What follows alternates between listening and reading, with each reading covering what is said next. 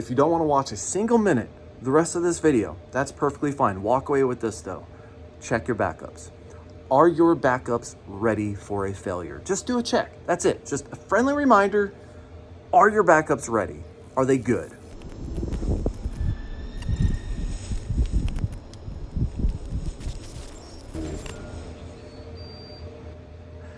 That's the sound of a brand new 3D print being finished. It's more of a prototype. I'll get to that. But my Synology crashed, 64 terabytes worth of data.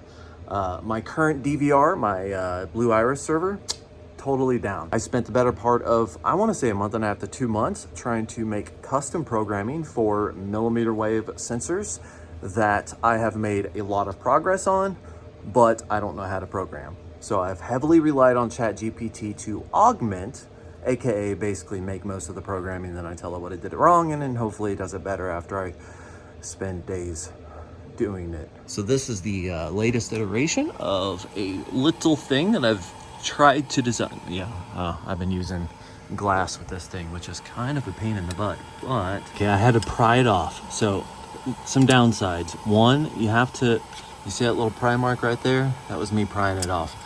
Glass sticks so amazing on the FlashForge 5M Pro. I had to cut off some of the edges and I had to make my own little latcher thingy, but glass printing is just amazing. This is the latest little testing thing. I've been doing little things here to make sure I can get that sensor to pop in there and not flop around. So let's go see if that actually works. Please don't judge me for my mess, okay? It's disgusting, I know, but I've been working, which, by the way, I'm gonna touch base on this here in a little bit, but I'm running some error testing on hard drives, 14.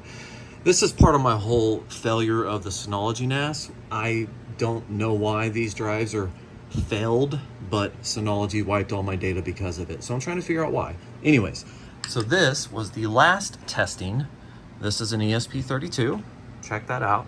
I soldered the sensors onto it just because I wanted to get absolutely really good, reliable sensor stuff, because this is very sensitive sensors. So that I did a fit test, and I only did half of the side for this little thing. As you can see, I had both of the sides there. Focus. I only did half of it, made a few changes, and here we go. The idea is that I originally just had these little nubs, but then it would just kind of flop around and they'd fall out. So I made a couple different changes specifically to this, to where now when I put it in there, if this works, which I don't know if it will, but now if I put it in there, it should fit. It's not, oh, there we go. Okay, so now it fits. Now it has a backing. And then on this side, I just push this down and it should snap in. That did not snap in like I'd hoped. Okay. Should I force it? I'm gonna check it with this sensor, because this sensor I kind of sort of screwed up, but let's see. So it gets in there, gets in little grooves, and then like a glove. Doesn't wobble, stays in put. Oh, that's perfect. Oh yeah. Made some minor adjustments. Go through here, print that off again. It's gonna take 19 minutes, and hopefully it'll fit perfectly. This is the SEN0609, aka the C4001 from DF Robot. It's a millimeter wave sensor. I got this one. I have actually a few different ones, but this one measures distance, mass, or like energy actually, and speed of an object. So I've been really trying to get this program working to where the closer you get to the sensor, the more intense a light gets, or different lights turn on, or something like that. So the most basic testing thing that I've been doing right now is a hue light bulb. Like, you get closer to the sensor, the bulb gets brighter and it fades towards smooth, which, by the way, side note, if you don't have a bulb that has a fading or a transition option to it, this is not for you. I don't know what I did, but I crashed it. My Iris VM went bad. I know that I'm having RAM issues, which I'm gonna cover in a second, but I just reset all these. Actually, now that I think about it, because I'm gonna, anyway, I try to get the demo working with a light, but it's gonna take some more time before I can show that. But anyway, here's the reason why I went from a dedicated bare metal box running the Blue Iris to a VM. I have a Threadripper, 128 cores. Anyways, it's massively overpowered. It had one VM running on it, which was Home Assistant. I also had Ubuntu running, but that was only because I was playing around with AI a little bit. It was more or less idling with an RTX 4000 in it. I took the 2080 Ti that I have and I put that in that box as well. And then I set up a Windows Server 2022 to run Blue Iris. Windows Server because it's way less bloated than Windows 10. Now I keep track of all the energy, and essentially over a 30-day span with the energy, I was doing 240 kilowatt hours spent specifically on just the DVR box, right? Which is a little bit crazy. It's like 380 to 420 watts is usually what it would be consuming at any given point. I still have my Threadripper server running with Home Assistant, which is pulling, or it was pulling around 300, I want to say like 320 watts, give or take some change. Granted, it did not have a graphics card. It was just basically Home Assistant, Ubuntu, and Windows VM just kind of sitting idle. So it had them in there, but they were idle. Fast forward to switching everything over. It was a long process. Now I'm running at about 600 watts from the 320. So I did bump it up about 300 watts. So did I save a whole bunch of power? Probably not. But that 600 watts isn't all the time. It drops down to like 560 to 580, whereas the other one would go above 400 more often than not. So I did the math. I'm looking at between $20, $25 to maybe $30 or $35 savings per month in just electricity, getting rid of that dedicated box. That's reason number one. Reason number two, RAM. So this is the old DVR system, and in here I have a full-on 128 gigabyte set of Dominator Platinum 3200 megahertz DDR4 RAM. I really wanted this RAM because in my current Threadripper build, I have a 128 gig set that only has 4 RAM sticks, and one of the RAM sticks, which is that one, is bad. And look at that, 4,000. That's not good. I could be wrong, but as far as I know, when it comes to Threadripper, 3990Xs or whatever the hell is in there, 3200 is the kind of the sweet spot, 3000, 3200. You can overclock it to 3600, but you might be running into some stability issues if you have a bunch of RAM. Either way, this has 8 sticks and it's at 3200. So it's perfect. That's exactly what I need. And it was in this box. So now I'm gonna put it in the other box. Now, even though I've been running this Proxmox thing for a while, and for the most part, it's been running fine with like 94 gigs of 4000 RAM. Anyways, there has been a little bit of stability issues, like getting certain VMs to spin up because it can't allocate the RAM. The RAM's all screwy. Once I get everything switched out, I feel like that's gonna solve a lot of those problems. So I'm gonna have to do that today. Take out this crap RAM. It's not crap, but just not right. And I'm gonna put in the right RAM.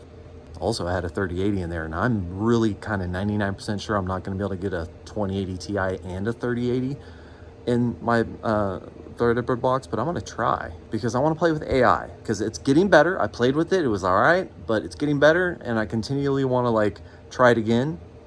3080, way better than the RTX 4000 that I have in there. I just don't have the room, at least not yet. This is done. 23 minutes. It's the next one. See? Check that out. Made the lip a little bit better. Very minor adjustments, but that's really what it comes down to. So good thing the sensor, like obviously can be covered, has to be covered, but it goes through plastic really well.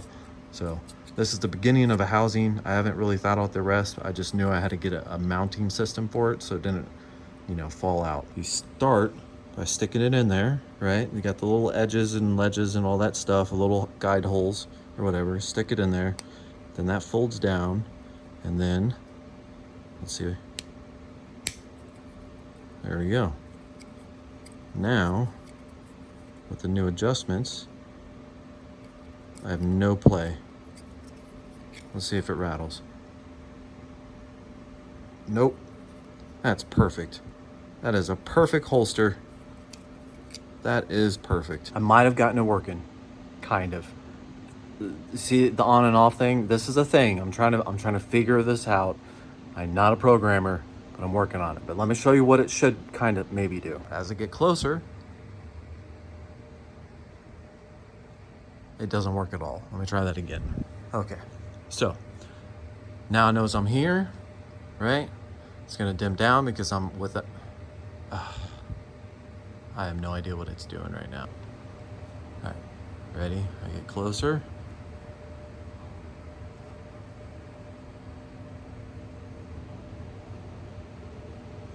It gets brighter.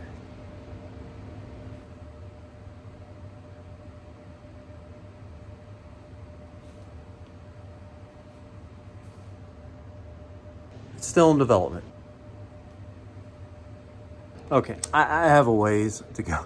So here's the issues I'm running into. One, the sensor sends so much data that I have to throttle it and delay it, and that delay causes issues, and then I'm sending it over MQTT to Home Assistant, and then it's just, it's beyond my scope of knowledge. So I'm making this up as I go along. Sometimes it works, sometimes it doesn't. But weirdly enough, if I'm holding the phone, which I think the depth sensor thing that the phone has, that throws it off. If I can stabilize this, right, I can get the data consistent, then I'm gonna mess with these. These are RGB LEDs, but these are the ones with the little chips in them, which means you can like manipulate each one individually, and look at the density on that. They are thick AF. Every single one of those has a chip. So, you know, the possibilities are endless. I have 9 feet of this. They come in 3 meters. Anyways, no, I have a bunch. Imagine, if you will, which I don't know if I'll be able to do, but imagine, if you will, you have a distance reading, and depending on the distance, it'll light up specific parts of this. Whatever color, brightness, whatever, it'll follow you. If I could get this damn thing to work.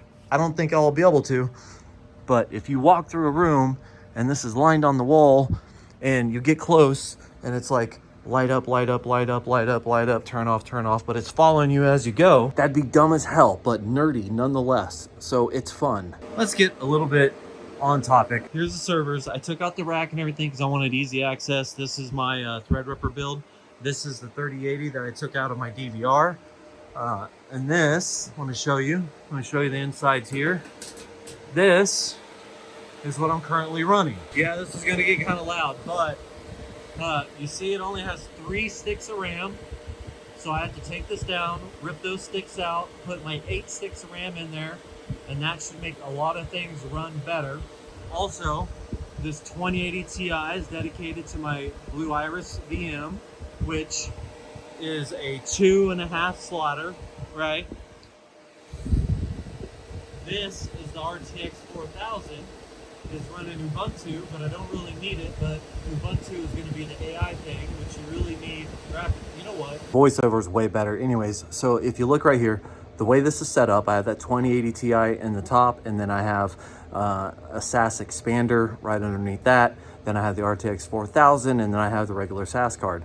Now I have 6, I need 6 connectors because there's 6 individual backplanes that handle, I think, 4 drives each. So that's why I have a SAS expander. I'm pretty sure that's an LSI 8i. I'm pretty sure it's an 8i, like a 9008, whatever it is. Either way, I didn't have enough spots, so I got a SAS expander to handle the 24 drives. To fix this, if I want any chance, like a snowball chance in hell of running everything all in one, I think, and please tell me if I'm wrong, I think I'm gonna have to get an LSI 24i. That should allow me to connect with one PCI Express card.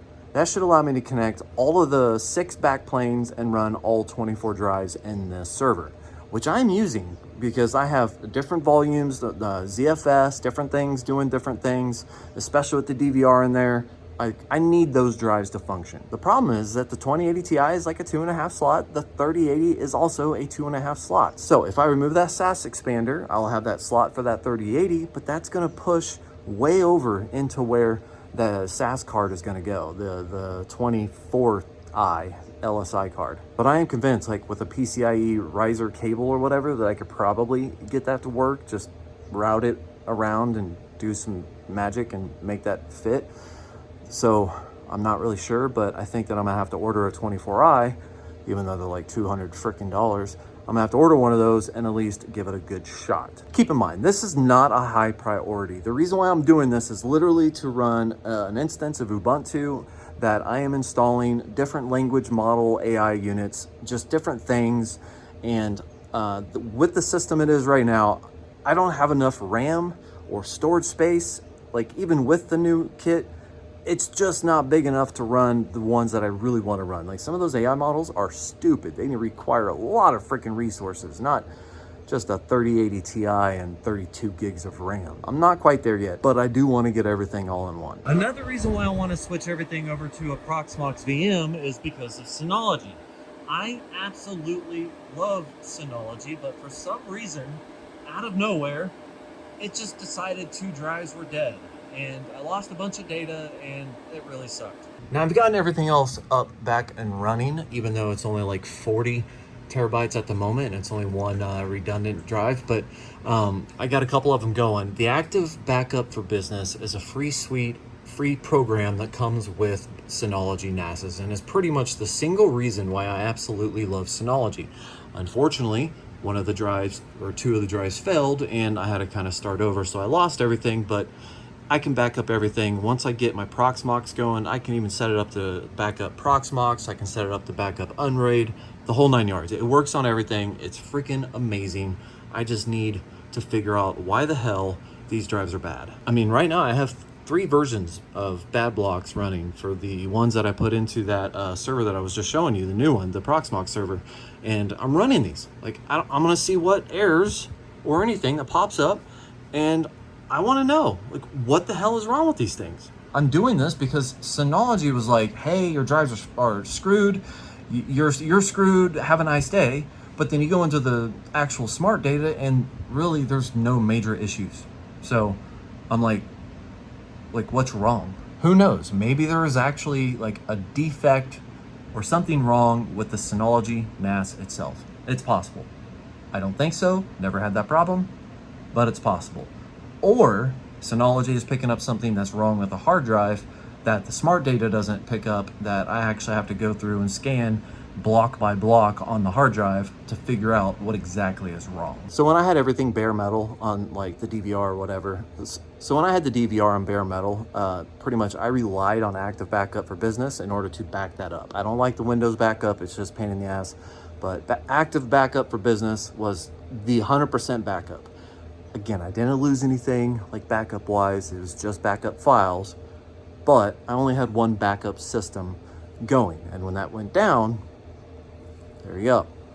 Now that I got this Proxmox system set up, now I can do the active backup, not only on the Proxmox, like you can install it through the command line and actually back Proxmox up, but on the Windows VM, that Windows server, I can run the active backup for just that, and then the Proxmox has its own automatic backup solution built in as well. And then I can store that to Loki, my Unraid, which also I can back up Loki. It's like a circle of backups. It's amazing. Obviously, the end goal here is to just always have a solid backup, even if your backups fail. That's what I'm going for. Once I get done putting this other freaking GPU in there, I'm not gonna be saving any power. But for the most part, as it is, without all the other stuff, I'm saving maybe 20, 30 bucks a month.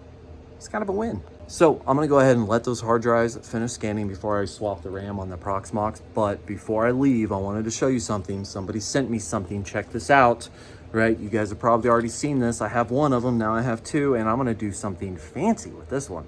So if you don't know, that's a Crestron. I'll show that in a second, but check this out. There we go. Empty. Boom. A Crestron screen. This is a touch screen. It mounts inside the wall. It has a little bracket and everything. This is exactly what I have upstairs. Exactly what I've been using right next to the entry from my garage. There's probably other mounting stuff in there, right? So this goes into a wall or, you know, whatever you want to mount it into, right? Plugs in, touchscreen, power over Ethernet. That's another one, PoE, and it has LEDs, which the other one has. It's not anything too fancy. This is a USB adapter. These are LEDs. But here's the thing. Look at this. Look at this. Look at this. See that? It's just red. It's red. Now you can remote in and do some really complicated stuff, and you can change it to like green, but it's so basic, it's so generic, and it barely works. This is, oh, that actually kind of looks different. Or maybe I just have that on wrong. Anyways, that lights up red. It might be installed wrong. The LEDs are right here on the side. See that right there? So that lights up everything, but there's no controls. This is always red. I hate that. I want to fix that. That's what I'm gonna do with this one. Seriously though, I love this thing. I mean, like I can just, ooh, let's turn on the kitchen. Ooh, let's turn off the kitchen. So since this is power over Ethernet and it has a USB plug-in on the back, which it uses for these LEDs, I'm literally just perfectly set up to take ESP32 mini right there. And then I'm gonna cut up some of these LEDs, right? I'm gonna put them in the sides right there where the other LEDs are, probably all around. I'm just gonna do all kind. I really don't know where I'm going with that, but I'm gonna go somewhere with that, right? And that's gonna power LEDs, and then I will have customizable LEDs that I can set to do things like, I don't know, if I have an alert or something's wrong or the garage is open, or I have no idea. I don't even know what I want to do yet, but I know once I have full control individually of each one, that is going to be so cool. That's going to be a whole video in itself because it's going to be complicated as shit. Also, I know you can do it. I know you can download WLED and it'll control these lights, but I've never actually like programmed or like did an ESP32 for the IC controllers on the LEDs before. So I don't know if I'm gonna use WLED or if I'm gonna try to program something myself. WLED would be a lot easier, but I don't know how much control you have over, I don't know. I'll have to mess around with it, but you know, it's gonna be really cool. The big question is, since I already have that one, like when I enter my house to the garage, which is the only place I actually enter my house, where do I put this? Do I put it near the back porch? I don't really know.